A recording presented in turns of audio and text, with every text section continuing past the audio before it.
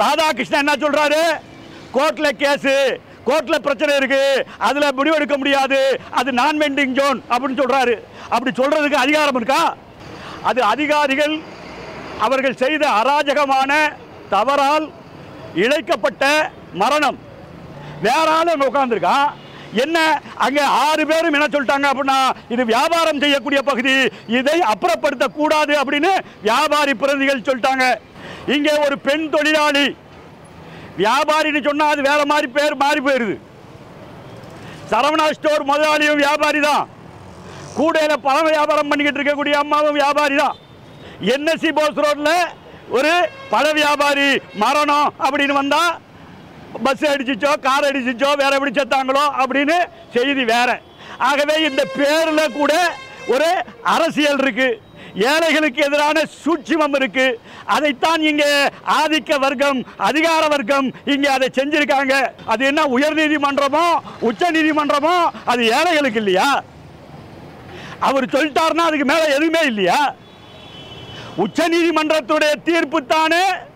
இனிமேல் இது போன்ற பிரச்சனைகள்லாம் வந்தா அது நேரடியாக அது நீதிமன்றங்களுக்கு வர வேண்டாம். அது எங்க இருக்கணும் அப்படின்னா வியாபாரிகளுடைய பிரதிநிதிகள் எல்லா சட்டத்தையும் அமல்படுத்திட்டீங்களா?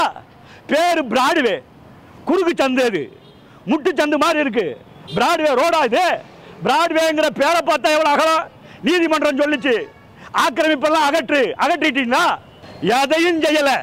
நாத்தம் முடிச்சவனுங்க இப்படி எல்லாம் ஒண்ணு வந்துச்சுன்னா அவங்க கிட்ட காசு வாங்கிட்டு வாங்க. பாத்தீங்க அப்படின்னா காசை வாங்கி திங்கிறது. அதுல அதிகாரிக்கு பங்கு, அரசியல்வாதிக்கு பங்கு, காவல்துறைக்கு பங்கு. இங்க போஸ்டிங் வாங்குறதுக்கே காசு கொடுத்து போஸ்டிங் வாங்கிட்டு வர்றான். தலையில துண்டை போட்டுட்டு உட்காந்து வியாபாரம் பண்ணிக்கிட்டு இருக்கான். அவன் உழைக்கிற காசை யாரெல்லாம் பிடிக்க திங்கிறது? இந்த ஒரு சட்டம் வந்துட்டா போதும், அவன் போலீஸுக்கு மாமூல் கொடுக்கணும், அவன் இங்க இருக்கக்கூடிய ரவுடி பசங்களுக்கு குண்டாசுக்கு மாமூல் கொடுக்கணும், அவன் மாநகராட்சி அதிகாரிக்கு மாமூல் கொடுக்கணும். இதுல நெருக்கடி வந்துட்டா அட்வொகேட்டுக்கு காசு கொடுக்கணும், நீதிமன்றத்துக்கு காசு கொடுக்கணும், கவுன்சிலருக்கு காசு கொடுக்கணும். எத்தனை பேருடா பிடிக்கி திம்பிங்க? 13ஆம் தேதி பழ வியாபாரத்தில் ஈடுபட்டிருந்த கிருஷ்ணவேணி அம்மாள் என்கிற ஒரு பெண்மணியை 59வது வட்டத்தினுடைய மாநகராட்சி அதிகாரி கார்த்திக் என்பவர் அவருடைய பழக்கூடையை பிடுங்கி குப்பை வண்டியிலே ஏற்றுவதற்கு முயற்சித்த போது அவர் பழங்களை எடுத்துக்கொண்டு ஓட முயற்சித்து கீழே விழுந்து மரணமடைந்தார். அந்த மரணத்திற்கு காரணமான கார்த்திக் மீது நடவடிக்கை எடுக்க வேண்டும் என்று கொதித்தெழுந்து மக்களும் வியாபாரிகளும் அன்றைய தினம் போராடினார்கள். நம்முடைய பூக்கடை காவல் நிலையத்தினுடைய ஆய்வாளர் அவர்கள் மக்களை சமாதானப்படுத்தி கார்த்திக் மீது நடவடிக்கை எடுப்பேன் என்று சொன்னார்கள். ஆனால் அப்படி எடுக்கப்படவில்லை. இந்த பகுதியில் கிட்டத்தட்ட 100 ஆண்டுகளுக்கு மேலாக வியாபாரம் செய்யக்கூடிய பகுதியாக இந்த பகுதி திகழ்கிறது. இந்த பகுதிக்கு பேரே ரட்டன் பஜார், சைனா பஜார், ஈவினிங் பஜார், பர்மா பஜார் என்றுதான் இந்த பகுதிக்கு பேர். இந்த பகுதிக்கு இப்படி பேர் இருக்கிறதுக்கு என்ன காரணம் என்று சொல்லுகிற போது, இந்த பகுதி உருவாக்கமே வியாபாரம் என்கிற அடிப்படையில் உருவானது. வியாபாரிகளுடைய பாதுகாப்பு ஒழுங்குபடுத்துதல் சட்டம் 2014 வந்திருக்கிறது. அந்த சட்டத்தில், மத்திய சட்டத்திலே கூறப்பட்டிருக்கிறது, சாலையோரத்திலே வியாபாரம் செய்யக்கூடிய வியாபாரிகள் 40 ஆண்டுகளுக்கு மேலே வியாபாரம் செய்யக்கூடிய இடமாக அந்த இடம் இருந்ததுன்னா அது இயற்கையான சந்தை என்று அறிவுறுத்தி அந்த இடத்திலிருந்து யாரையும் அப்புறப்படுத்தக்கூடாது என்று மத்திய சட்டம் சொல்லுகிறது. மாநில அரசாங்கங்களும் விதிகளை உருவாக்கி இருக்கிறது. ஆகவே அந்த அடிப்படையில் இந்த ரட்டன் பஜார் பகுதியில் வியாபாரம் செய்யக்கூடிய வியாபாரிகளை இது மார்க்கெட் என்கிற அடிப்படையில், இயற்கை சந்தை என்கிற அடிப்படையில் அவர்கள் இங்கேயே வியாபாரம் செய்வதற்கு அனுமதிக்கப்பட வேண்டும் என்பதுதான் சிஐடியினுடைய கோரிக்கை, வியாபாரி சங்கத்தினுடைய கூட்டமைப்பினுடைய கோரிக்கையாக இருக்கிறது. இந்த வியாபாரிகளுக்கு, இறந்து போன கிருஷ்ணவேணி அம்மாள் உள்பட இந்த வியாபாரிகளுக்கு சென்னை மாநகராட்சி கார்டு வழங்கியிருக்காங்க. அவங்க 3 தலைமுறையாக இந்த இடத்துல வியாபாரம் செய்துக்கிட்டு இருக்காங்க. அவங்க குடும்பமே இந்த இடத்துல வியாபாரம் செய்யுது. எந்த முன்னறிவிப்புமின்றி மாநகராட்சி அதிகாரிகளும் காவல்துறை அதிகாரிகளும் ரவுண்ட்ஸ் வந்து இங்கே இருக்கக்கூடிய வியாபாரிகளை அப்புறப்படுத்துங்கிற அடிப்படையில் பொருட்களை எல்லாம் மாநகராட்சியினுடைய குப்பை வண்டியில் ஏற்றி அது சட்டவிரோதம். உணவுப் பொருட்களை குப்பை வண்டியில் அள்ளி போடக்கூடாது என்பது சட்டவிரோதம். ஆனால் மாநகராட்சி என்ன பண்ணுது? குப்பை வண்டியை கொண்டுகிட்டு வந்து அதில் இந்த பொருட்களை எல்லாம் அள்ளி போடுகிறார்கள். இப்படிப்பட்ட அநீதியை இழைக்கிறார்கள். அதில் அவங்க தன்னுடைய பொருளை பாதுகாத்துக் கொள்வதற்காக எடுத்துக்கொண்டு ஓடுறாங்க. அவங்கள விரட்டி அடிக்கிறாங்க. இன்னும் அந்த கிருஷ்ணவேணி அம்மா மெயின் ரோட்டில் வியாபாரம் பண்ணலை. குடோன் தெருவினுடைய அந்த முனையில் உள்புகு பகுதியில் அவங்க வியாபாரம் பண்ணுறாங்க. அவங்கள அடித்து விரட்டுவதற்கு என்ன காரணம்? நீதிமன்றத்தில் கேஸ் வருது அப்படிங்கிற அடிப்படையில் இப்படிப்பட்ட அட்ராசிட்டிங்கக்கூடிய விஷயத்தை நம்முடைய அதிகாரிகள் நடத்துகிறாங்க. கார்த்திக் என்பவர் இதை செய்திருக்கிறதுங்கிறது இது முதல் முறை அல்ல. சென்ற வருடம் அக்டோபர் மாதம் இதே போன்று ஒரு நடவடிக்கை எடுத்து ஒரு பெண்மணி டிரான்ஸ்போர்ட் பஸ்ஸுக்கு பின்னாடி பின்சக்கரத்தில் விழுந்து இறந்து போனார். ஒரு 2 சாவுகளுக்கு காரணமானவர் இந்த கார்த்திக். இதை வெறும் சாவுன்னு ஒதுக்கி தள்ளிவிட்டு போய்விட முடியாது. இது ஒரு கொலை. இது கொலையாகத்தான் கருதப்பட வேண்டும். அந்த சம்பவம் நடக்கலைன்னா அந்த பெண்கள் இன்னைக்கு உயிரோடு இருந்திருப்பாங்க. ஒரு காட்டுமிராண்டித்தனமாக ஈவு இரக்கமற்ற முறையில் சாதாரண ஏழைபாளைகளை தலைகாஞ்சவனை இப்படி விரட்டி அடிப்பதுங்கிறது, அவனுடைய பொருட்களை அள்ளி குப்பை வண்டியிலே போட்டு கொண்டு போவது என்பது என்ன நியாயம் இருக்கிறது? இதுதான் நீதிமன்றம் அவங்களுக்கு வழங்கி இருக்கக்கூடிய அதிகாரமா என்பதை சிஐடியு கேட்குது. இன்னும் கொடுமை என்ன? நீதிமன்றம் சொல்லுது, இங்கே நீதிமன்றத்துக்கு முன்னாடி 300க்கும் மேற்பட்ட வியாபாரிகள் இருப்பதாக நீதிமன்றத்தில் கார்ப்பரேஷன் சொல்கிறாங்க. 159 பேருக்கு தான் அவங்க மாற்று இடம் என்று ஒன்றை காண்பித்தாங்க. நீதிமன்ற நீதிபதி என்ன சொல்றாரு அப்படின்னா, அனைவருக்கும் பொருத்தமான இடத்தை கொடுத்து அதுக்கப்புறம் தான் அவர்களை காலி செய்ய வேண்டும் என்பது நீதிமன்ற உத்தரவு. ஆகவே பாதி பேருக்கு மேலே கடை கொடுக்கல, இங்கே வியாபாரம் செஞ்சுக்கிட்டு இருக்காங்க. பொருத்தமான இடமும் இல்லை, வியாபாரமும் நடக்காது. அந்த இடத்துல குடும்பத்தை நடத்த முடியாது. இதையெல்லாம் கணக்கில் எடுக்காம, கவனம் இல்லாமல் சாதாரண பழம் வியாபாரம் செய்து தொழில் நடத்துகிறவரை ஒரு கிரிமினல் குற்றவாளிகளைப் போல அடித்து நொறுக்கி விரட்டி அடித்தா வேலையில்லா திண்டாட்டத்தில் உடனடியாக கிடைக்கக்கூடிய வேலை எது அப்படின்னா சாலையோரத்தில் வியாபாரம் செய்கிறது தான் பிழைப்பு நடத்துறது. அரசியல் சட்டத்துடைய 21வது பிரிவு ஒரு குடிமகன் எந்த வேலையை என்றாலும் தேர்வு செய்து அவன் தொழில் நடத்தி வாழுகிற உரிமையை வழங்கப்பட்டிருக்கிறது. பார்த்தீங்க அப்படின்னா எல்லாத்தையும் தூக்கி காலில் போட்டு மிதித்து இப்படிப்பட்ட நடவடிக்கை அதிகாரிகள் எடுக்கிற போது ஆட்சியாளர்களுடைய ஆதரவு இல்லாமல் இது நடக்காது. கார்த்திக் அவர் மேல நடவடிக்கை எடுக்கப்படலன்னா அடுத்த கட்டமா என்ன பண்ணலாம்? அது அப்புறம் யோசிக்கலாம். அடுத்த பெரிய போராட்டத்தை நடத்துவோம் சார். போராட்டம் நடத்துறது வெளியே நடத்துவோம். இது ஏழைகளுக்கான போராட்டம். இது அரசாங்கத்துடைய கார்ப்பரேட் ஆதரவு கொள்கை. இது அந்த கொள்கையை போராட்டம். ஜனங்களுக்கு அந்த இறந்து போன அந்த அம்மாவுக்கு இழப்பீடு தர வேண்டும் என்று நாங்கள் கேட்கிறோம். அரசு அப்பீலுக்கு போய் நீதிமன்றத்துடைய உத்தரவுக்கு அப்பீலுக்கு போய் இந்த இடத்துல அவங்களுக்கெல்லாம் வியாபார ஸ்தலமாக வியாபாரம் நடத்துவதற்கான வாய்ப்பை வழங்க வேண்டும் என்று கேட்கிறோம். இதுதான் எங்களுடைய கோரிக்கை. இது சார் கூட்டணி என்பது சிஐடி என்பது சிஐடி கூட்டணி இல்லை சார். இது தொழிற்சங்கம். எந்த தொழிலாளிக்கு எந்த செக்ஷனுக்கான தொழிலாளிக்கும் பிரச்சனை ஏற்படுகிற போது அவர்களுடைய உரிமையை விட்டு கொடுக்கிற இடத்துல சிஐடி இருக்காது. எது நாட்டு நலனோ தேச நலனோ அந்த ஆஸ்பெக்டில் பிரச்சனையை அணுகிறதுங்கிறது வேற. தொழிலாளியினுடைய வாழ்வாதாரத்தை பலி கொடுத்து விட்டு என்கிற அடிப்படையில் சிஐடி இல்லை. இதுதான் சிஐடியுடைய நிலைப்பாடு. 2 மரணம் நடந்திருக்கு. 2 பெண்கள் இறந்து போனாங்க. அவங்களுக்கு குடும்பம் இருக்கு, குழந்தை குட்டிகள் இருக்கு. இந்த 2 மரணத்தையும் அது ஒரு இயற்கை மரணமாகவோ விபத்தாகவோ சிஐடி பார்க்கல. அது ஒரு கொலை முயற்சி. அது அதிகாரிகள் அவர்கள் செய்த அராஜகமான தவறால் இழைக்கப்பட்ட மரணம். ஆகவே இந்த மரணத்துக்கு காரணமான அதிகாரிகள் மீது உடனடியாக நடவடிக்கை எடுக்க வேண்டும். அதில் சென்னை மாநகராட்சியினுடைய 59வது வார்டு, அதில் உதவி செயற்பொறியாளராக இருக்கக்கூடிய கார்த்திக் அவர்தான் முதன்மை குற்றவாளி. அவர்தான் இந்த 2 நடவடிக்கைகளிலுமே நேரடியாக சம்பந்தப்பட்டிருக்கிறார். அவருடைய நடவடிக்கையால் 2 பெண்களுடைய உயிர் பறிபோயிருக்கு. அவர் மேலே தமிழ்நாடு அரசு உடனடியாக நடவடிக்கை எடுக்க வேண்டும் என்று நாங்கள் கோருகிறோம். 2, இந்த பாதிக்கப்பட்ட பெண்ணின் குடும்பத்துக்கு ஒரு தொழிலாளி பணி செய்யும் இடத்துல இறந்து போனா அவருக்கு இழப்பீடு தர வேண்டும் என்று ஒரு சட்டம் இருக்கிறது. இங்கே ஒரு பெண் தொழிலாளி வியாபாரின்னு சொன்னா அது வேற மாதிரி பேர் மாறி போயிருது. சரவணா ஸ்டோர் முதலாளியும் வியாபாரி தான், கூடையில் பழம் வியாபாரம் பண்ணிக்கிட்டு இருக்கக்கூடிய அம்மாவும் வியாபாரி தான். இவங்க வியாபாரம் செய்கின்ற தொழிலாளி. அந்த தொழிலாளியினுடைய குடும்பத்துக்கு இழப்பீடு வழங்க வேண்டும் என்று தமிழ்நாடு அரசாங்கத்தை நாங்கள் கேட்டுக்கொள்கிறோம். 3, பாரம்பரியமாக 100 ஆண்டுகளுக்கு மேலாக வியாபாரம் செய்து வருகிற இடம் இந்த ரட்டன் பஜார். பேரை மாற்றி என்எஸ்சி போஸ் ரோட்னு பேர் மாற்றுறதுக்கு அதுக்கு வேற காரணம் நமக்கு தெரியாது. பார்த்தீங்கன்னா தலைவன் பேரை வச்சுட்டாரு அப்படின்னு நம்ம நினைப்போம். என்எஸ்சி போஸ் ரோட் அப்படின்னா பொதுத்தளத்தில் என்ன இருக்குன்னா அங்கே வியாபாரம் ரோட்லையா வியாபாரம் பண்ணுவாங்க அப்படின்னு பத்திரிகையில் படிக்கிறவங்க புரிஞ்சுப்பாங்க. ரட்டன் பஜார் அப்படின்னா ரட்டன் பஜாரில் ஒரு பழ வியாபாரி மரணம் அப்படின்னு செய்தி வந்தா அது வேற. என்எஸ்சி போஸ் ரோட்டில் ஒரு பழ வியாபாரி மரணம் அப்படின்னு வந்தா பஸ் அடிச்சிச்சோ கார் அடிச்சிச்சோ வேற எப்படி செத்தாங்களோ அப்படின்னு செய்தி வேற.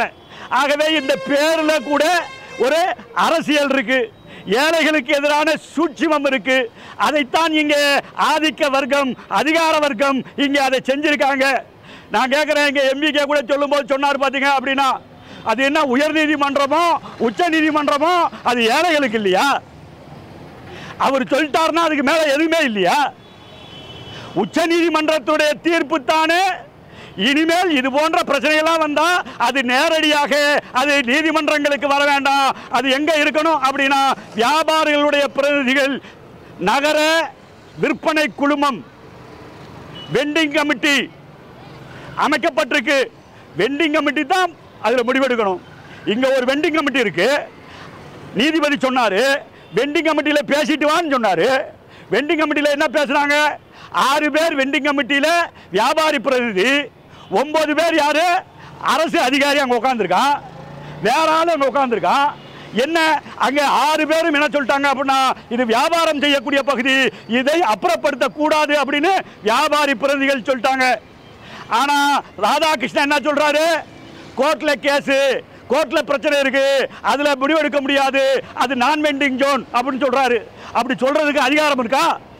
ஆகவே வெண்டிங் கமிட்டியினுடைய பிரதிநிதிகள் சொன்ன அடிப்படையில் இது வியாபாரம் செய்ய வேண்டிய பகுதி என்று அறிவிக்க வேண்டும்.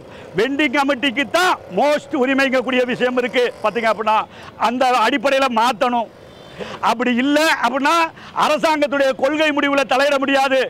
தலகாஞ்சவனுக்கு, ஏழைக்கு, உழைக்கிறவனுக்கு வேற வழியே இல்லாம நாதி இல்லாம இங்க வியாபாரம் பண்றானே அதெல்லாம் யாரு? நம்மளால இந்த வெயில்ல நிக்க முடியல, சீக்கிரம் முடிச்சா நல்லது அப்படின்னு தோழர்கள்லாம் நினைப்பாங்க. பார்த்தீங்க அப்படின்னா பத்திரிகையாளர் நண்பர்கள் கூட நீங்க அப்படிதான் நினைப்பீங்க, காவலர்கள் கூட அப்படிதான் நினைப்பாங்க. பார்த்தீங்க அப்படின்னா காலம்பூரா வெயிலையும் மழையிலையும் இந்த புழுதியிலையும் இந்த வாகனங்களுடைய புகையிலையும் சுவாசித்து கொண்டு தன்னுடைய வாழ்நாளை குறுக்கிக் கொண்டு தெருவோரத்தில் வியாபாரம் பண்றது அப்படிங்கிறதுனா வேண்டுதலா? வாழ்க்கை மறுக்கப்பட்டவர்கள், வேலை மறுக்கப்பட்டவர்கள், சமூகத்துடைய அடித்தட்டில் இருக்கக்கூடிய உழைப்பாளி மக்கள், இறந்து போனவன் தலித்து, வேற நாதி இல்லாம அங்க உட்கார்ந்துருக்கான், தலையில துண்டை போட்டுட்டு உட்காந்து வியாபாரம் பண்ணிக்கிட்டு இருக்கான். அவன் உழைக்கிற காசை யாரெல்லாம் பிடிக்க திங்கிறது? இந்த ஒரு சட்டம் வந்துட்டா போதும், அவன் போலீஸுக்கு மாமூல் கொடுக்கணும், அவன் இங்க இருக்கக்கூடிய ரவுடி பசங்களுக்கு குண்டாஸுக்கு மாமூல் கொடுக்கணும், அவன் மாநகராட்சி அதிகாரிக்கு மாமூல் கொடுக்கணும். இதுல நெருக்கடி வந்துட்டா அட்வொகேட்டுக்கு காசு கொடுக்கணும், நீதிமன்றத்துக்கு காசு கொடுக்கணும், கவுன்சிலருக்கு காசு கொடுக்கணும். எத்தனை பேருடா புடிங்கி திம்பிங்க? இப்படி உழைக்கிற உழைப்பாளி மக்களுடைய உழைப்பை, ரத்தத்தை, அவனுடைய வியர்வையை அவன் குடும்பத்துக்கு போக வேண்டியது, அவன் குழந்தைக்கு பயன்படுத்த வேண்டியது, அதையெல்லாம் புடிங்கி திங்கிறதுக்குன்னு ஒரு கூட்டம். இப்படிப்பட்ட நடவடிக்கைகள் இருக்கு. இது அநீதி இல்லையா? இது நியாயம் இல்லையா? இது யார் பேசுறது?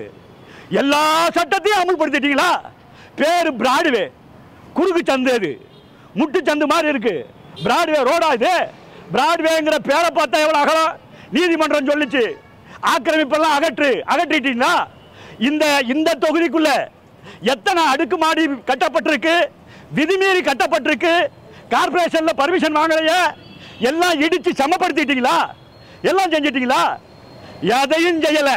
நாத்தம் முடிச்சவனுங்க இப்படி எல்லாம் ஒன்று வந்துச்சுன்னா அவங்க கிட்ட காசு வாங்கிட்டு வாங்க. பார்த்தீங்க அப்படின்னா காசை வாங்கி திங்கிறது. அதுல அதிகாரிக்கு பங்கு, அரசியல்வாதிக்கு பங்கு, காவல்துறைக்கு பங்கு.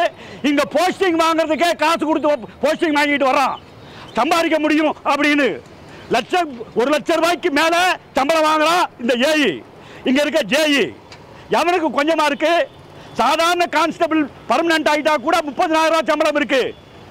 அவர் கொஞ்சம் சர்வீஸ் வந்துட்டா 50,000. 1 லட்சம் ரூபாய்க்கு கீழே எந்த எஸ்ஐ சம்பளம் வாங்குறாரு, எந்த இன்ஸ்பெக்டர் சம்பளம் வாங்குறாரு? நான் கேட்குறேன். இவ்வளவும் அதனால தான் மக்களுடைய வரி பணத்தில் 80% கொடுக்குறேங்கிறாங்களே. யாருடைய பணம்? மக்களுடைய உழைப்பு. ஆனால் மக்களையே அடித்து கொள்ளுவேன் அப்படின்னா என்னங்க நியாயம்? பார்த்தீங்க அப்படின்னா அழகுபடுத்துறேங்கிற பேரில் கார்பரேட்டுக்கு ஆதரவாக தலை காய்ந்தவனை, சென்னை நகரத்துடைய உயர்வுக்காக உழைத்தவனை, ஏழையை இந்த மண்ணிலிருந்து விரட்டுறது அப்படின்னா சிஐடி அனுமதிக்காது. இப்படிப்பட்ட கொள்கையை தமிழ்நாடு அரசாங்கத்துடைய கொள்கையை, சென்னை மாநகராட்சியுடைய கொள்கையை பொறுத்து கொள்ள முடியாது, பார்த்து கொண்டு இருக்க முடியாது. ஆகவே அந்த அடிப்படையில் இந்த அநீதியை கண்டித்து சிஐடி இந்த போராட்டத்தை நாங்கள் நடத்தி கொண்டிருக்கிறோம். இது தீரும் வரை சிஐடியு தன்னுடைய போராட்டங்களை கைவிடாது. உழைப்பாளி மக்கள் பக்கம்தான் இந்த செங்கொடி சிஐடியு நிற்கும் விஷயத்தை இந்த நேரத்தில் தெரிவித்துக் கொண்டு எங்களுடைய கண்டன ஆர்ப்பாட்டத்தை இந்த அடிப்படையில் நிறைவு செய்கிறோம். நன்றி, வணக்கம். கடந்த 325 ஆண்டுகளாக சைனா பஜார் என்ற இயற்கை மார்க்கெட் என்பது இயங்கி வருகிறது. கடந்த 10 ஆண்டுகளாக சென்னை மாநகராட்சியும் உயர்நீதிமன்றமும் இங்கே வியாபாரம் செய்யக்கூடாது, வியாபாரம் செய்ய தடை செய்யப்பட்ட இடம். எனவே இங்கிருந்து வியாபாரிகளை அப்புறப்படுத்த வேண்டும். இன்னும் கூட ஒரு ஸ்டெப் அதிகமாக போய் இவர்கள் அனைவரும் ஆக்கிரமிப்பாளர்கள், ஆக்கிரமிப்புகளை உடனடியாக ஆற்ற வேண்டும் என்று சொல்லிக் கொண்டிருக்கிறார்கள். இந்த கூட்டமைப்பின் சார்பாக, சங்கத்தின் சார்பாகவும் பலமுறை உயர்நீதிமன்றத்தில் வழக்காடியும் கூட அந்த வழக்குகள் வெற்றி பெற முடியவில்லை. உச்சநீதிமன்றம் போனோம். உச்சநீதிமன்றத்திலையும் சென்னை உயர்நீதிமன்றத்துடைய வழிகாட்டுதல் செயல்பட வேண்டும் என்று ஆணை பிறப்பித்தார்கள். சென்னை உயர்நீதிமன்றம் 3 இடங்களை இங்கே பக்கத்திலேயே 3 இடங்களை மாற்று இடங்கமாக கொடுத்தார்கள். அந்த 3 இடங்களில் வியாபாரி சென்று பார்த்தபோது வியாபாரமே இல்லை. எனவே இந்த பழைய இடத்திற்கு வியாபாரம் செய்ய துவங்கினார்கள் 2022ஆம் ஆண்டு முதல். ஆனால் அந்த ஆண்டை 2022ஆம் ஆண்டே இதையெல்லாம் அப்புறப்படுத்த வேண்டும் என்று சென்னை மாநகராட்சி முடிவெடுத்து அதை எல்லாம் அப்புறப்படுத்துகின்ற வேலையில் இறங்கினார்கள். அதுவும் குறிப்பாக 59வது வட்டத்தினுடைய மாநகராட்சி செயற்பொறியாளர் கார்த்திக் என்பவர் குப்பை வண்டியும் நூற்றுக்கணக்கான காவலர்களையும் அழைத்து அவர்களுடைய உடைமைகளை எல்லாம் குப்பை வண்டியில் எடுத்து போட்டு காலி செய்வது ஒரு வழக்கமாக கொண்டிருக்கிறார்கள். அந்த அடிப்படையிலே 22ஆம் ஆண்டு அக்டோபர் மாதம் ஒரு வயதான பெண் அவர்கள் அவருடைய பொருளை எல்லாம் எடுத்து குப்பை வண்டியிலே அவர் போட்டு விடுவார் என்ற காரணத்தினாலே அதெல்லாம் பத்திரப்படுத்தி கொண்டு செல்வதற்காக வந்துட்ட போது அவர் மாநகர பேருந்திலே அடிபட்டு அங்கேயே மரித்து போனார்கள். அதன் பிறகு அந்த ஆக்கிரமிப்பை எல்லாம் சற்று நிறுத்தி வைத்தார்கள். மீண்டும் இப்பொழுது ஆக்கிரமிப்பு தொடங்கியிருக்கிறார்கள். கடந்த 13ஆம் தேதி அங்கே குடம் தெருவு என்று சொல்லக்கூடிய கிடங்க தெருவு முனையில், என்எஸ்சி போஸ் ரோடு கூட இல்லை, அந்த கிடங்க தெருவு முனையில் இருக்கக்கூடிய அங்கே பப்பாளி பழம் மற்ற பழங்களெல்லாம் விற்று கொண்டிருந்த 70 வயதை தாண்டிய கிருஷ்ணவேணி அம்மாள் அவர்களுடைய பொருளை எல்லாம் இவர்கள் எடுத்தார்கள். அதை மீண்டும் பிடுங்கி அவர்கள் மீட்பெற்று எடுத்து போகின்ற போது அவர் கீழே விழுந்து உடனடியாக மரித்து போனார்கள். இப்படி 2 இன்றைக்கு பெண்கள் வியாபாரிகள் மரித்து போயிருக்கிறார்கள். எனவே கூட்டமைப்பு சார்பாக நாங்கள் கேட்டுக்கொள்வது, மாநகராட்சியை இந்த இடத்தில் திட்டமிட்டு ஒரு கடைகளெல்லாம் கணக்கிட்டு அவர்களுக்கு வழங்க வேண்டும். அந்த கடைக்கான மாதாந்திர வாடகையை பெற வேண்டும் என்பதுதான் எங்களுடைய கோரிக்கையாக நாங்கள் வைத்திருக்கிறோம். அதை பரிசீலிக்க வேண்டும். எதிர்காலத்திலும் இப்படிப்பட்ட சம்பவங்கள் நடக்காமல் இருக்க வேண்டும். அதே போல் இப்படி 2 உயிர்களை பறியெடுத்த அந்த அவர் மீது நடவடிக்கை எடுக்க வேண்டும் என்பதுதான் எங்கள் கோரிக்கை.